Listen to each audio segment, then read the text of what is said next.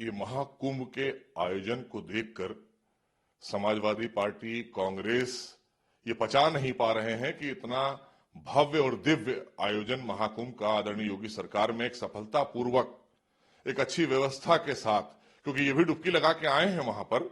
वो अलग बात है कि वहां पर किए गए पाप नहीं धुल जाते हैं अगर किसी ने किए हैं, चाहे ये जाएं और चाहे केजरीवाल जी सुना है जा रहे हैं वो जाएं। और ना कांग्रेस के साथियों को भी मैं कहना चाहता हूं कि आपके भी पाप धुलने वाले नहीं है, क्योंकि आपको आस्था नहीं है। क्योंकि ये वो लोग हैं जिन्होंने श्रद्धालुओं पर गोली चलवाई थी, यही वही लोग हैं जो फूल बरसाने पर श्रद्धालुओं पर आज सवाल खड़ा कर रहे हैं सदन के अंदर।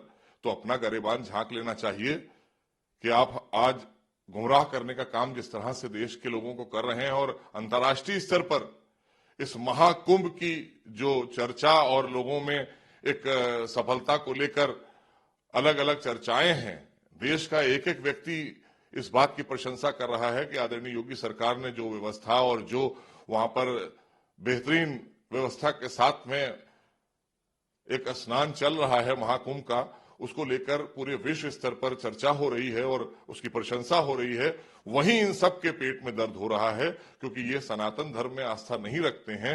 ये वही लोग हैं जिन्होंने निहत्थे श्रद्धालुओं पर गोली चलवाई थी, जो प्रभु श्री राम पर सवाल उठाते थे माननीय सर्वोच्च न्यायालय में। तो ऐसे लोगों से कोई उम्मीद नहीं की जा सकती, क्योंकि ये सब वो लोग हैं। और इन्होंने कहा कि वहां जेसीबी से, इन्होंने कहा ना कि जेसीबी की बात लाए, तो मैं बताना चाहता हूं कि सरयू में हजारों जो श्रद्धालु गए थे और जो वहां पर प्रभु श्री राम के भक्त गए थे, वहां पर उनको दफनाया गया था जेसीबी से, इसलिए कि ताकि पता ना चले कि कितने हजार राम के अनुयायी मार दिए आपने और उसके बाद पार्टी की स्थापना की है। तो ऐसे लोगों से आप यही उम्मीद कर सकते हैं कि ये हमेशा इस पर प्रश्न खड़ा करेंगे, और इनके प्रश्न खड़ा करने से कुछ होने वाला नहीं है, क्योंकि देश आगे बढ़ रहा है, देश की संस्कृति आगे बढ़ रही है। सनातनी संस्कृति आज विश्व स्तर पर अपनी ख्याति, जिस तरह से हमारी प्राचीन संस्कृति है, उसकी ख्याति का लोहा मनवा दिया है आदरणीय योगी सरकार ने। क्योंकि इतना भव्य और दिव्य आयोजन, जहां से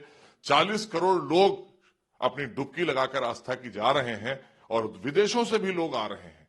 आज आपने देखा जिस तरह से भूटान नरेश आए और उन्होंने भी आस्था की डुबकी लगाई, तो ये अपने आप में बताता है कि यहाँ की व्यवस्था चाक चौबंद है, क्योंकि ये खुद वहां पर जाकर डुबकी लगाकर आए हैं। और इनको अगर कोई भी चीज की कमी मिली होती तो ये जरूर ट्वीट करते। तो इसलिए ये साफ है कि बहुत अच्छे माहौल में और बहुत अच्छे वातावरण में कुंभ का जो स्नान है वो चल रहा है। लगातार 3 बड़े स्नान हो चुके हैं, 2 और स्नान बचे हैं, वो भी सफलतापूर्वक होंगे और सबकी आस्था है उसमें। और देश का मान बढ़ रहा है कि कुंभ को देखकर आज पूरी दुनिया आश्चर्यचकित है।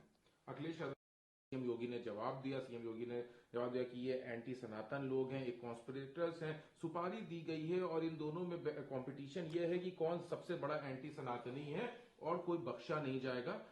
जो भी इसके पीछे जो 29 तारीख को घटना हुई उसके में जिसकी भी हाथ होगा सब पे कार्रवाई होगी। नहीं, बिल्कुल भी जांच के उपरांत जो भी दोषी पाए जाएंगे, जो लोग भी इसके पीछे होंगे, जो इस शरारत में शामिल लोग होंगे जिनकी वजह से वो घटना हुई है, उनके खिलाफ कार्रवाई भी होगी। लेकिन मैं कहना चाहता हूं, प्रश्न उठाने वाले लोग कौन हैं? जिनका दामन दाग दाग है, जिन्होंने राम के भक्तों पर गोली चलवाकर पार्टी खड़ी की, वो उठाएंगे सवाल। आज अगर वहां पर कुंभ में आने वाले, आस्था से आने वाले श्रद्धालुओं पर वर्षा होगी फूलों की, तो उस पर प्रश्न चिन्ह खड़ा करेंगे वो लोग जो गोलियों की वर्षा करते थे श्रद्धालुओं पर। तो पहले अपने गरेबान में झांक लेना चाहिए। और भव्य दिव्य आयोजन जिसकी सफलता को लेकर पूरी दुनिया में तारीफ हो रही है, आदरणीय योगी सरकार को भी हम साधुवाद और धन्यवाद देंगे इस बात के लिए, और भूरी भूरी प्रशंसा करेंगे कि हमारे देश के यशस्वी प्रधानमंत्री आदरणीय मोदी जी ने भी इस पर लगातार नजर बनाकर रखी, और उनके आशीर्वाद से और आदरणीय योगी जी के प्रयास से जिस तरह का ये भव्य और दिव्य महाकुंभ हुआ है, उसको देखकर सारा विपक्ष एक साथ होकर, सबके मरोड़ों दर्द हो रही पेट में, क्योंकि इतना बड़ी आयोजन ना ये कभी करा पाए थे और ना कभी इन्होंने देखा था, और ना ये कभी करेंगे और ना देखेंगे, ना ऐसी कोई इनकी नीयत है। और उसके बाद वहां पे निरीक्षण भी करेंगे। आज एक उनका बयान भी, जिस तरह से सदन में उन्होंने सबको जवाब दिया, विपक्ष पे घेरा और अपनी सरकार की जो विशेषताएं थी, जो उनकी माइलस्टोन्स थे, उनके बारे में भी जिक्र किया। देखिए, हर सनातनी जाएगा वहां पर आस्था की डुबकी लगाने के लिए। सनातन तो एकता के सूत्र में बांधता है पूरे देश को, और आदरणीय प्रधानमंत्री जा रहे हैं। हम सबके लिए भी बिगड़ गर्व की बात है कि देश के यशस्वी प्रधानमंत्री भी वहां पर कल आस्था की डुबकी लगाएंगे, क्योंकि आप देख रहे हैं विदेशों के भी बड़े बड़े राजनयिक आ रहे हैं और बड़े बड़े लोग आ रहे हैं। भूटान नरेश आकर गए, तो इसलिए ये तो उनको सौभाग्य की बात है हर एक के लिए, और हम सब के लिए गर्व की बात है कि देश के यशस्वी प्रधानमंत्री कल वहां पर आस्था की डुबकी लगाएंगे। एक आखिरी सवाल है, रिपोर्ट सबमिट करेगी फिर आगे की ड्राफ्टिंग होगी? देखिए, यूनिफॉर्म सिविल कोड देश की जरूरत है। हम देश की सरकार से भी मांग करते हैं कि इसको जल्दी से जल्दी पूरे देश में लागू किया जाना चाहिए, और अपनी आदरणीय योगी सरकार से भी मांग करते हैं कि हमारे उत्तर प्रदेश में भी यूसीसी लागू किया जाना चाहिए, क्योंकि यूनिफॉर्म सिविल कोड ये हमारे देश की और जनता की जरूरत है, और हम सबको एक समान कानून में जाना चाहिए।